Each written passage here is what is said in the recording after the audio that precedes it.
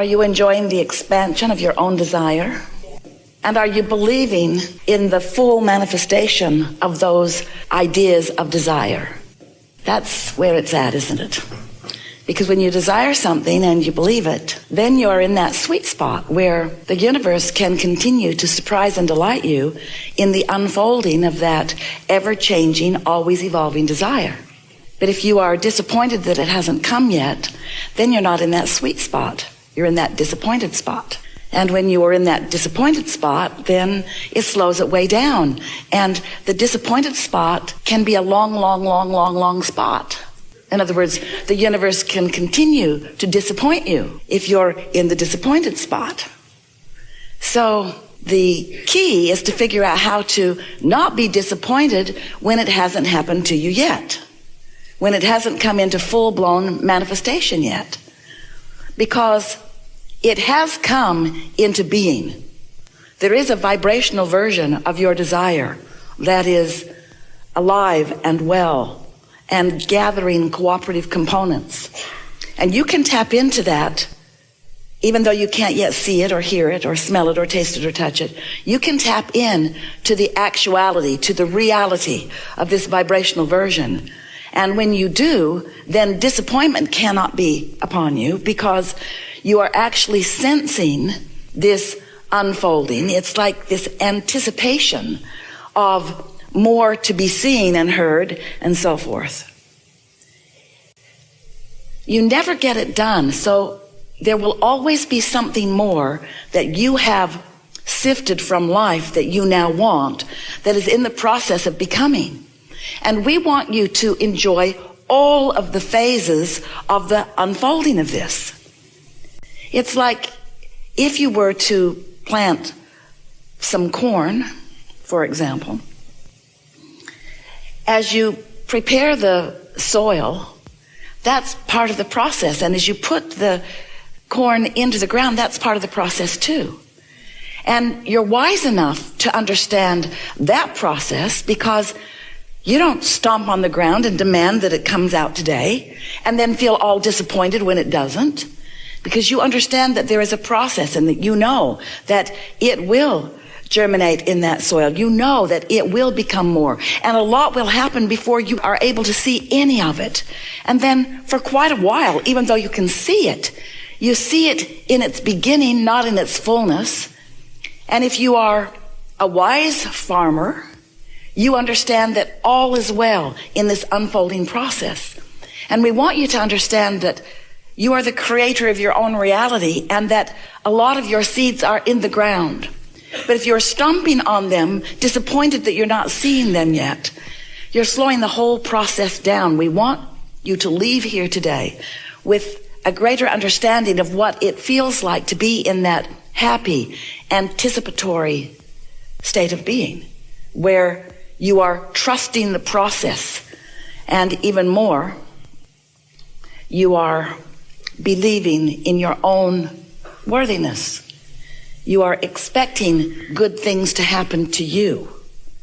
Because sometimes you look out into the world in a sort of comparative fashion, and you don't know how long ago somebody planted their corn. You don't know how long they even wanted corn. You don't know how ready their soil was when they planted it. You don't know about their corn. You only know about yours. But as you compare your newly planted seed with someone else's long ago planted seed, sometimes then you come away from it feeling unworthy or incapable when you are not. You have so much more in this now potential for getting your energy straight in order to begin a faster process toward the things that you want than you realize. And sometimes what happens to you, because you've not really understood the laws of the universe, and you've not really understood your place in the universe, and you have not really understood your relationship with your inner being and with all that is and with the energy that creates worlds. So you have been responding to conditions and thinking thoughts all over the place about wanted and unwanted. You've been thinking about what you want in the absence of it, and you've been noticing what is for quite a long time in many cases. And so because you have not deliberately and knowingly been focusing yourself within your understanding of the laws of the universe, you've been wanting and then noticing the lack, and wanting and then noticing the lack, and you haven't allowed any momentum to go. And so sometimes what you've been wanting it for a long enough time that now your habit of thought around it is that it's not happening, and your emotion around it is disappointed rather than eager and anticipating. And so we want you to understand that you can't measure from where you stand right now how long anything is going to take by how long it's been taking. Because that was then and this is now. And because then you didn't know what you are knowing now. In other words, don't compare how long something will be. One day a man sat in the hot seat and he was really sad because he had experienced a dramatic and drastic financial downturn. And in his words, Abraham, I've lost everything. And I'm in my 60s, he explained, and I just don't see how I will ever in this lifetime recover or even come close to recovering. And we said, you are misunderstanding a really fundamental thing. You cannot measure where you are in relationship to whatever it is that you're wanting by the manifestation that you have in your life experience right now. That is irrelevant. Didn't feel irrelevant to him because he had a lot of assets a few days ago, and now he didn't have any of those same assets. His balance sheet looked very different, and because of his balance sheet looking different, he felt very different. And we said, you got to understand that you've been amassing vibrational momentum, and that your point of attraction today, after understanding all of that, is very different than it was all those years ago when you were just beginning. The universe is responding to your vibrational projection, to your vibrational offering. And you can stand here and let this circumstance that has happened to you, you can let it be the reason that you think the thoughts you think, and therefore project the vibration that you project, and therefore accomplish the point of attraction that you can accomplish. And you're right, it won't be in this lifetime that anything begins to turn around for you. Or you can stand in the vibration that you have accumulated. You can be and experience the momentum that you've been gathering, and it can turn around fast. And he could hardly believe what he was hearing from us, because he couldn't get his thoughts around the idea that something that had taken him so much of his life to accomplish could now be accomplished in a very short period of time, because it isn't about time, it's about alignment. It's not about anything other than what you are doing with your vibrational alignment. It is simply what you are doing with your beliefs in relationship to your desires. When you desire something that you believe, there's no time between the vibrational accomplishment of it.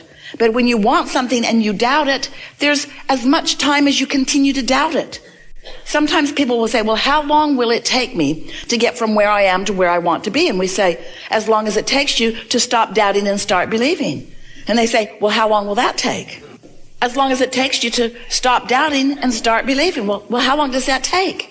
Well, it takes as long as it takes for you to stop doubting and start believing. Well, how long does that take? And we say it's really a variable.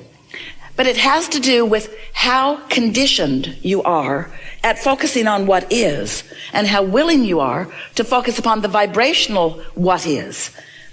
As humans, most of you, we love you so much, but you give most of your attention to things that are occurring. In other words, you are reacting mostly to the circumstances around you. So most of your vibration is in reaction to what is. So if you're looking at something that pleases you, your reaction is one that is beneficial to you. But if you're looking at something that doesn't please you, then your vibrational reaction is something that is not beneficial to you. And you got to cut that out. You've got to stop just looking around by default, and then reacting to what you see and expecting any consistency in your vibration. You have to figure out how to be consistent in your vibration. You have to decide, and you have to practice, and you have to become good at, a master at, offering a vibration that feels good even when the condition hasn't changed. You have to stop letting your vibration be about what is. You have to begin to find a way to let your emotions travel down the path of how you want to feel. So how do you do that? How do you do that after you've been reacting to life so long? Your kids are so sweet this morning, and you just love them so much. So easy to love them. They were sleeping long.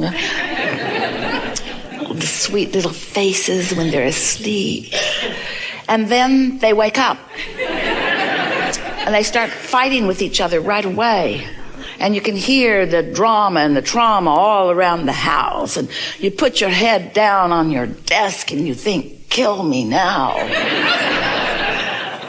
And now you feel different than you did about them when they were asleep. And that's not cool. Because you got to figure out how to be consistent without asking the conditions around you to change. Because you can't control the conditions around you. You know that if you've got kids. You cannot control the conditions around you. And the harder you try to control the conditions, the more you give up your life for something that never gets you anywhere. In other words, there's a way easier way to go about it. You can find a way to feel the way you want to feel regardless of the conditions. And that's what unconditional love is. That's what unconditional alignment is. That's what unconditional clarity is. That's what living in the sweet spot is. That's what practicing the art of allowing is. That's what being in the sweet spot and watching what feels to others like the magic of the universe swarming around you and providing for you this perfect ride. We're just saying that while good can always come from wherever you are, you do not have to have unpleasant contrast on your way to the things that you want. Because sometimes people panic and say, oh, I need a lot more struggle and contrast in order to get the things that I want. And we say, not necessary, not necessary. We would encourage a sort of satisfaction with what is. Because there are a lot of philosophies that are working for a lot of people. And as long as you feel that way, that's going to be amplified in your vibration. And harmony doesn't need to be that way. There's a lot of harmony along the way in a lot of religions on your way to what you're about here. In other words, all religions, or nearly all that you are significantly knowing about, began from someone coming into alignment and being in the receptive mode and having further clarification. And while a lot of that clarity has been lost or diffused as the one receiving the clarity is no longer around and others are filling in with their receptive mode that may or may not be where it originally was. But all of them have at their basis a platform that has led to where we all are now. And so there's just no reason to push against anything. So if we were standing in your physical shoes, we would have the attitude of the expansion of your connection, the expansion of your personal connection. Because if any religion is effective or successful to an individual, and by success we mean bringing joy, that's the only success that really exists, satisfaction and joy. If any religion is bringing that success to anyone, it's bringing them into personal alignment with this source energy. And so don't assume that just because people are approaching life differently than you now are, that they are not finding some connection to source energy through whatever it is they are focused upon, because source is not defining the specifics through which your connection comes. This alignment is something that your inner being is always offering, and that you are finding when you are distracted from any resistant thought that's keeping you from it, you see. And so the thing that you feel about religion, and a lot of people do, is that there is a lot of pushing against within religion, and therefore there's a lot of unnecessary squelching of alignment. But that's not always the case either, you see. So don't assume that someone is pinched off from their well-being. They may not be. And don't worry about whether they are or not. You just pay attention to whether you are or not. And in your open alignment, people will want to know. You said, I want to be an advertisement for this. And in your joy, you are that. In your living life happily ever after, you are that. In your easy way of life, you are that. In your clarity, you are that. In your personal sense of worthiness and well-being, you are that. In your love and upliftment of others, you are that, you see. So don't try to define it. Just be happy.